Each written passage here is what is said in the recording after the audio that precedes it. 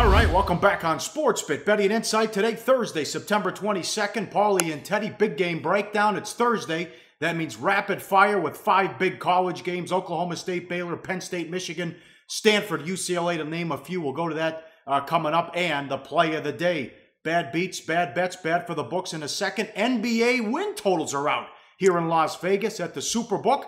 We'll get to that as well. But we start with some news and notes in the NFL, Teddy. Jay Cutler's out 2 to 3 weeks. Hoyer starts Sunday night at Dallas. And Doug Martin is out 3 weeks for the Buccaneers. But the market didn't care, didn't react at all.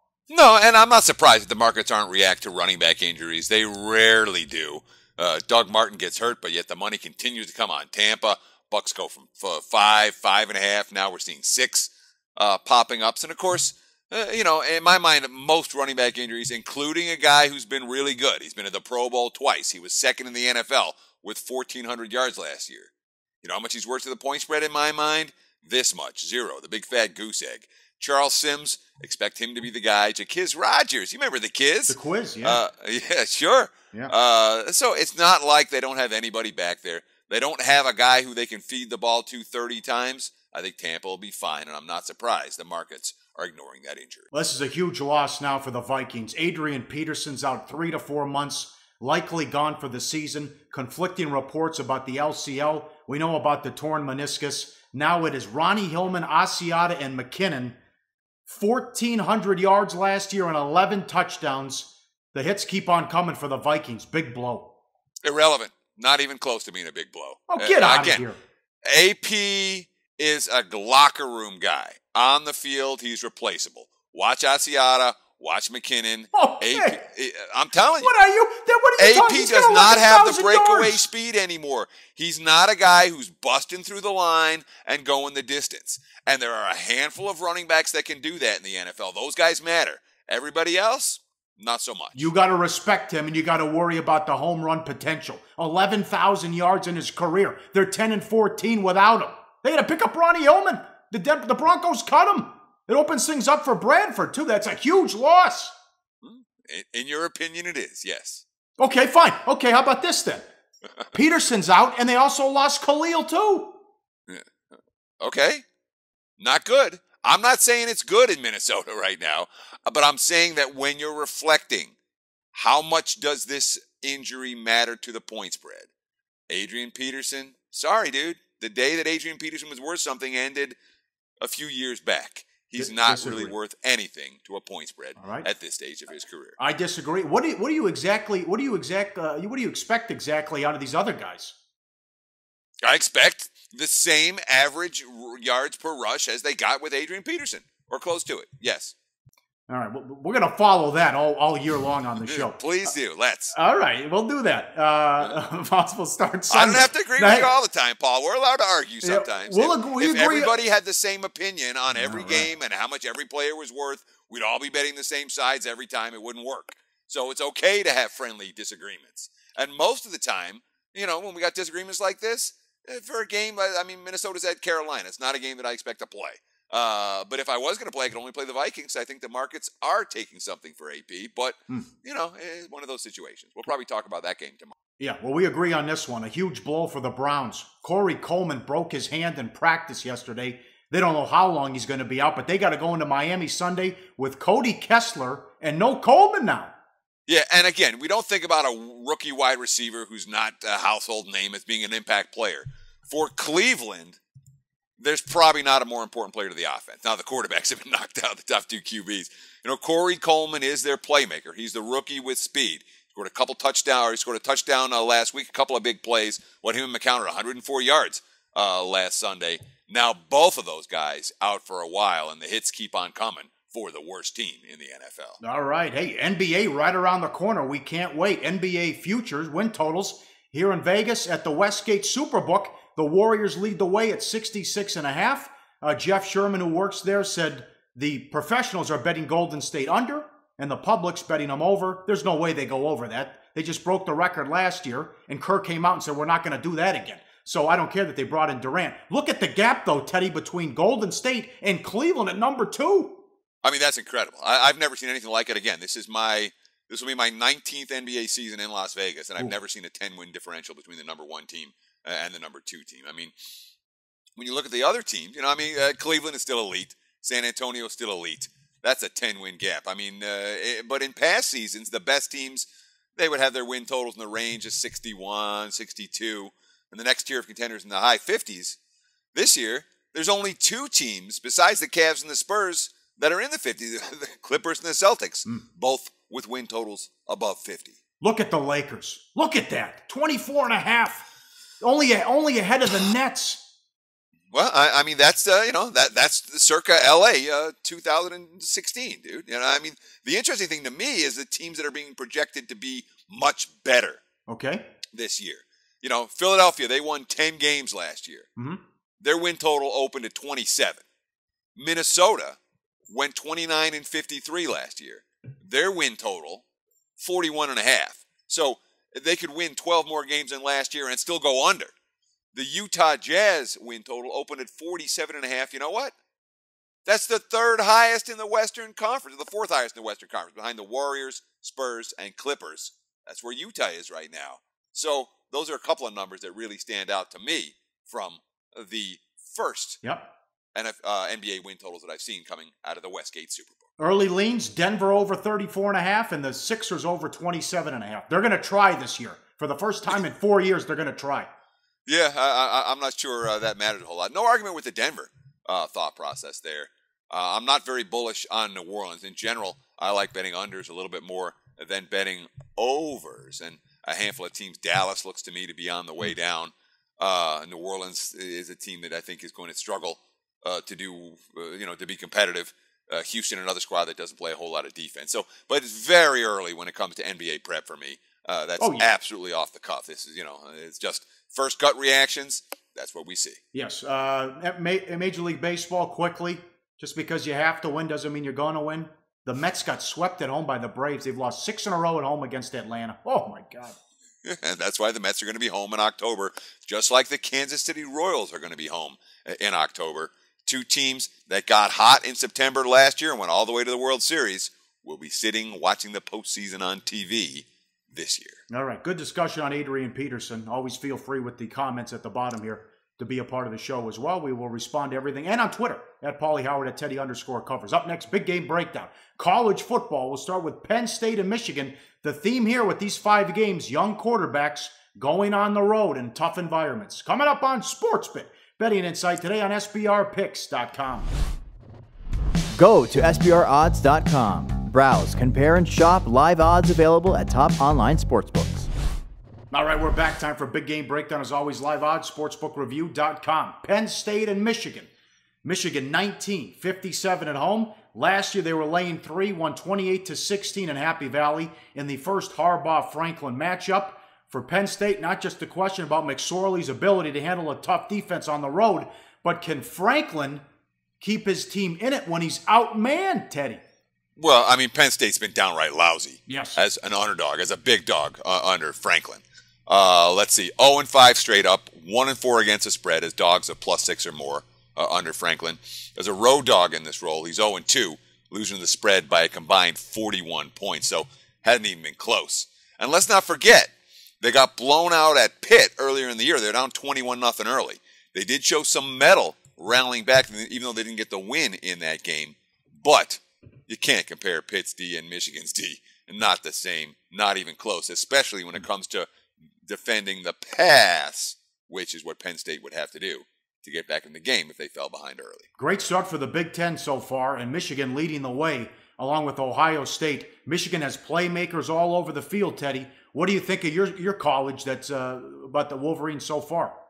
Well, in terms of me rooting for Michigan, I haven't rooted for Michigan in years. The last time they played in a title game, I bet against the Wolverines. So I love Michigan when I was there, but my days of being a fan ended, well before I moved to Las Vegas. That being said, I mean, Michigan, you talked about the playmakers all over the field. They scored 4 touchdowns this season already with the offense on the sidelines. And the markets generally tend to undervalue teams that score non-offensive touchdowns on a weekly basis.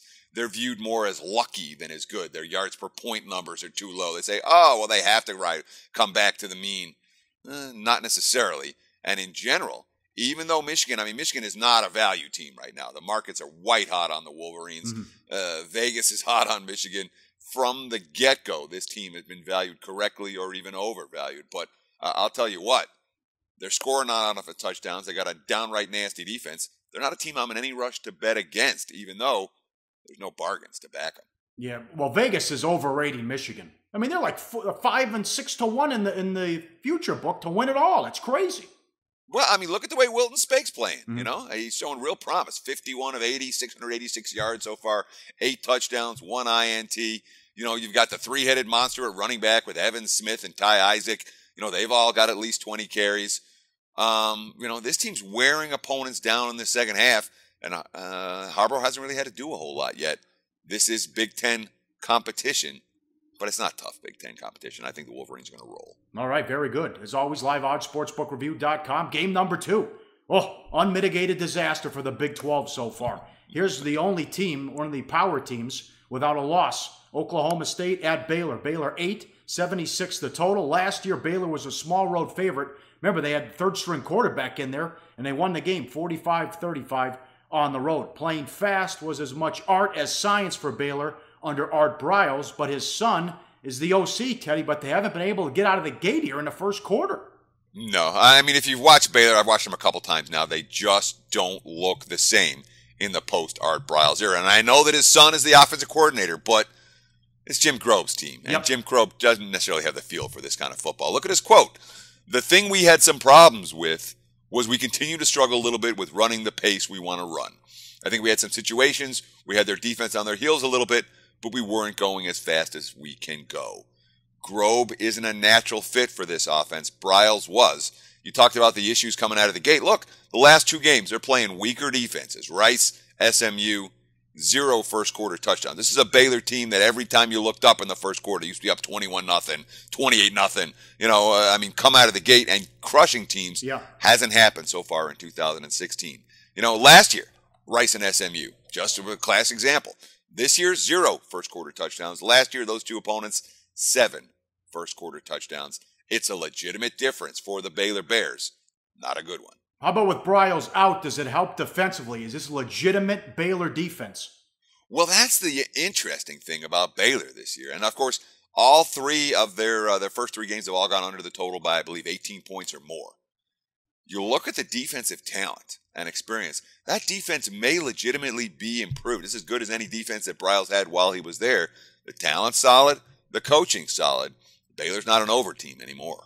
Yeah, and we love Mason Rudolph, quarterback at Oklahoma State. He should play in the NFL. Big-time wide receiver in Washington. He's a stud. And I tell you, they showed me a lot last week. Pulling that game out after the tough loss at home to Central Michigan, they came back to beat Pitt at home. Yeah, I mean, it was a really wild game. You know, Oklahoma State kind of got out-adjusted at halftime. They made mistakes. They turned the ball over. They were fairly lucky to win and cover.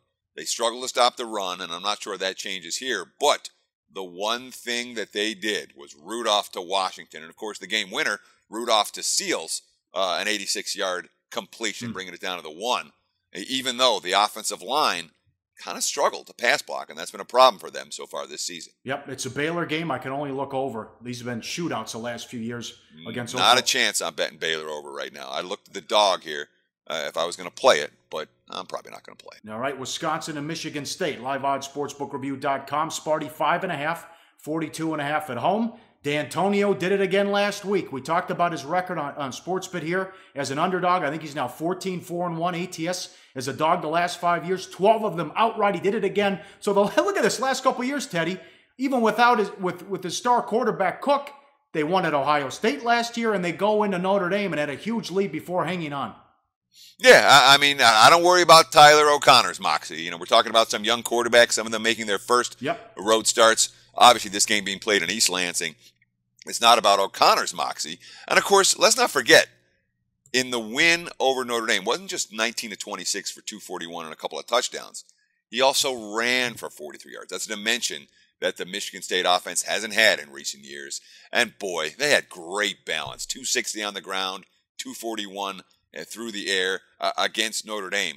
I like the feel of this Spartans team, a team that has consistently in recent years been undervalued in the marketplace, and given the point spread last week, given the point spread this week, I think they're still an undervalued commodity in the betting market. I'm from Minnesota, you're from Michigan, so we're familiar with the Big Ten. It seems every year, with the exception of the Russell Wilson teams, they've had issues at the quarterback position. Well, this year no different. Bart Houston, fifth-year senior, but limited talent, he didn't make any plays in the win against LSU and Lambeau, and here he got replaced, and they struggled last week as a big favorite.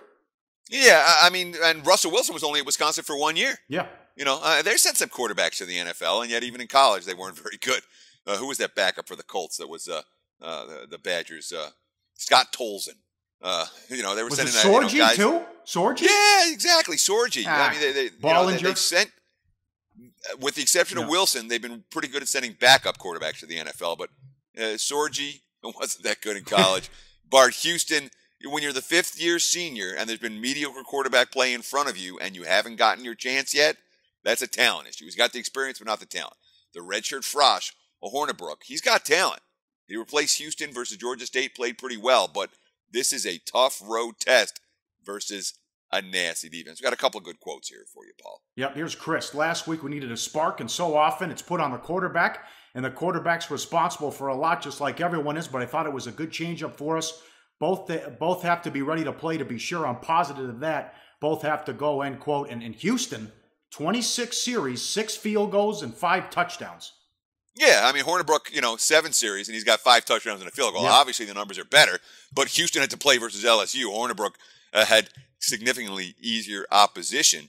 Worth noting for Wisconsin, they gained 294 on the ground against Akron. Last week, just 3.8 yards per carry against a Georgia State team that had given up more rushing yards than any other FBS team in the season's first 2 weeks. So that possibly a concern for Wisconsin moving forward. Yeah. What about this total? I think it's too high with these teams. This feels like 17-13. Yeah, it might, but I don't know about 17-13 there, Paul. I mean, the Spartans' offense is probably the most undervalued commodity here. I like their quarterback. I like their balance. And, of course, for Wisconsin, a bunch of injuries to worry about, particularly in the running back core. Corey Clement, he's questionable. Mm-hmm. Taiwan Deals and Broderick Shaw are both got hurt last week. They're questionable.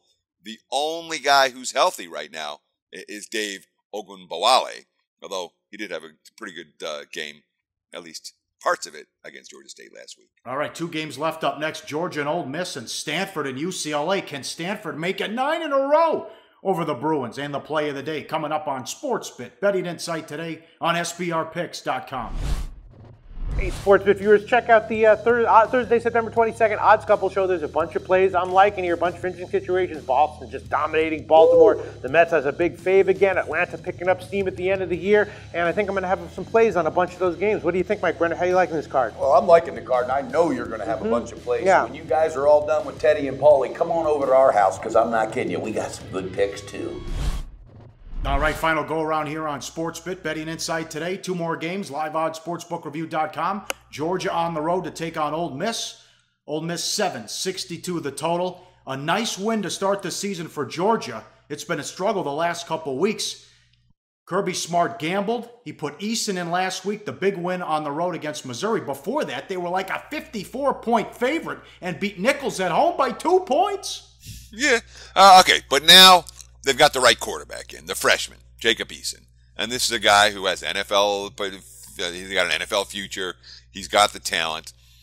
Last week, first road start, a mixed game. He threw for 308 yards and 3 touchdowns. But it took 55 attempts. And, of course, the winning touchdown pass came with less than 2 minutes to play on a 4th and 10 heave. That being said, they completed it. And, of course, Georgia was still losing up to that 4th and 10 play, despite a +3 turnover margin. And then they got another turnover to kill Missouri's last drive 2 plays later. So when a team goes +4 in turnovers and doesn't cover the spread, ding, ding, ding, that's a red flag. That is a sign of weakness, especially with the freshman quarterback going to play another tough defense this week. Oh, yeah. Well, he's got a big recruit, a star wide receiver with big upside in McKenzie. Yeah, he sure did. McKenzie, what do you have, 10 passes and 3 touchdowns against Missouri last week. Quote, talking about his Frosch QB, It means he has it in him. He keeps his composure in the huddle. He keeps us up high. He encourages us in those situations. You wouldn't expect that from a freshman. So for him to come in there and do what he does, I love it. Certainly, that's a positive sign from a veteran teammate talking up his freshman QB. Now, I got to see where Ole Miss, their head's at here to start. And the first quarter is very important to me and for the Rebels. They have already blown 2 21-point leads on the season. So last week they're up 24-3 against Alabama. Then it looks like Bama's going to cover. Then all hell broke loose there, as we talked about on Monday's show, with that crazy finish. So getting the lead's not the problem. They have the talent. They can't hang on to it. Yeah, and here's what Freeze had to say following those double-digit blown leads against Florida State and Alabama. Of course, you know, 2 of the best teams in the country. So let's not rip Ole Miss too much for those losses. That being said, here's Freeze quote. While it is disappointing, life is disappointing at times. It's what you make of it after those disappointments. Our kids, I think, believe that. We have yet to play a complete game, which is disappointing, but I think we'll handle it the right way. You know, I mean, this is a really fast defense, but I've sometimes questioned their toughness up front. Okay. Bama, they pushed them around last week, 338 on the ground. And the previous game, Wofford ran for 233. Those aren't good stats. And 1 blown lead loss on the road we can write off. 2 big blown lead losses, and now we know, it's not a debate. When this team gets punched in the mouth, they don't punch back very well. That's on the quarterback, and that's on the coach as much as anyone. That's why, even though I don't trust Georgia here, I don't trust Ole Miss just as much. Yep, very good. All right, the final game, prime time. Looking forward to this one. I love Pac-12 football. Stanford laying 3 at UCLA. 46.5 the total. Stanford has beat UCLA 8 in a row. In the coaching matchup, Shaw against Mora. Shaw's 5-0 straight up, 4-1 ATS, plus 50 ATS, 10 per game. And here we go, another test for Burns on the road. They haven't really thrown it around. I mean, he was 14-18 against K-State, and they just used McCaffrey last week to beat USC. Not that there's anything wrong with that. Yeah, well, I mean, talk about those Shaw versus Mora numbers one more time. 5-0 straight up, 4-1 against the spread, and an average margin, ATS, by double digits. That's an edge, and that's a legitimate edge. Now, we talk about the young quarterback, Ryan Burns, for Stanford. Here's the quote from David Shaw, quote, "There was a lot of growth needed for Ryan. Some people don't understand that, and they take it as a negative, just because some other people came into some other places as a freshman or as a sophomore and set the world on fire. You can't just take 4 years of high school, throw them out the window, and become a West Coast drop-back quarterback. This was a different world for Ryan. He had to learn how to make reads, and he had to learn how to manipulate the run game." Mm-hmm. So here, in a tough road test with a QB that is, quote, in a different world, that makes me a little bit nervous, Paulie, even though it has been a very one-sided series between these two coaches. Stanford still hasn't started classes yet. Can you believe it? They don't start till Monday. We talked about that before the USC game. They're just focused on football. Last year it was a rout, 56-35. McCaffrey had 243 rushing and 370 all-purpose yards. And again, as I touched on, they ran it 47 times for 295 yards in the win against USC. Mora has the quarterback in Rosen, but does he have enough discipline, and do they have enough on defense to slow McCaffrey down? Well, the discipline's a real issue because the easiest way to lose to Stanford, make mistakes. The Cardinals don't beat themselves very often. You know, sometimes they beat themselves when they punt from the 32-yard line, but other than that, when it comes to mistakes, when it comes to turnovers, penalties, that's Stanford's area of expertise. Look at the national penalty rank under Jim Mora Jr. for UCLA. Every year, near the bottom, near the bottom, near the bottom, near the bottom. Mm-hmm. That's a problem. That's, in my mind, a big problem for why UCLA has been consistently getting slammed in this series. Here's a quote from Mora. "Some of the aggressive penalties, sometimes they happen. That doesn't mean you say it's okay, but you have to classify what type of penalty it is and why it happened. Always address it and understand that sometimes they're going to happen, but you don't accept it," which basically means, yeah, my team's not disciplined. How about this run here of games for Stanford? What a brutal stretch. USC at home, at UCLA, at Washington on a short week next Friday, Washington State at home, and then they go to Notre Dame on the road. I mean, this is brutal here, this 5-stretch 5 games coming up for Stanford. One of the Pac-12, man. The Pac-12's no joke. Yes. The Pac-12's the SEC West. Yep. You know what I mean? They just keep coming. But of course, when you schedule non-conference games like Notre Dame, you don't even get a break for those type of content. All right, correction from earlier. Michigan State, Wisconsin feels like maybe a 20-10 or a 17-10 game. Money time. There you go. Play of the day. Where are we going? Thank you. Game number 362. Let's take a look at Sparty -5. This line's only going to go up if Clement doesn't play, and it's a Michigan State team that's not being, in my mind, valued correctly in the marketplace, just like they weren't last year's. Alex Hornibrook, he's never seen anything like the defense he's going to be up against this week. This ain't Akron. This ain't Georgia State. This is Sparty. Game number 362, Michigan State -5. That's our play of the day. There it is. Beautiful. Up next, tomorrow, NFL. Thanks for all the comments, the posts on YouTube, and the reaction on Twitter. And thanks for the big uptick in views. Let's keep it going. 10,000, baby. We'll talk to you Friday for the weekend preview. NFL on SportsBit. Betting Insight today with Paulie and Teddy on SBRPicks.com.